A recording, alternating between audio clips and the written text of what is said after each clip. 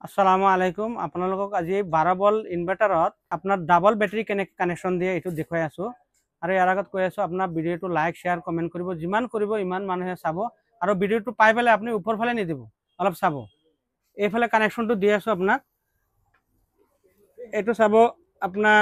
minus point দি আছোঁ হা এইফালে দি আছোঁ প্লাছ পইণ্ট এইফালে দি আছোঁ প্লাছ তাৰপিছত আপোনাৰ কি কৰিব এইটো এইটো মাইনাছ পইণ্টৰ যিটো ৱায়াৰ গৈছে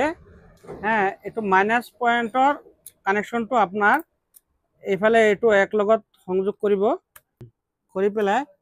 সিফালে যিটো বেটাৰী আছে মাইনাছ পইণ্ট সেইটো মাইনাছত লগাই দিব হ্যাঁ এইটো এনেকৈ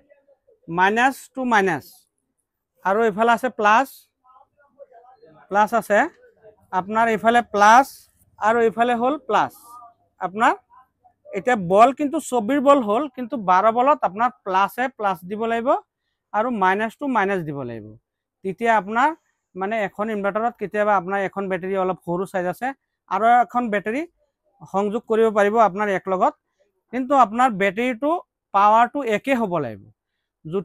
যদি বেটাৰী আপোনাৰ এইটো আছে এইটো বেটাৰীটো আপোনাৰ পাৱাৰটো দেখুৱাইছো 26H আছে এইটো বেটাৰীও আপোনাৰ 26H হ'ব লাগিব নহলে আপোনাৰ কি হ'ব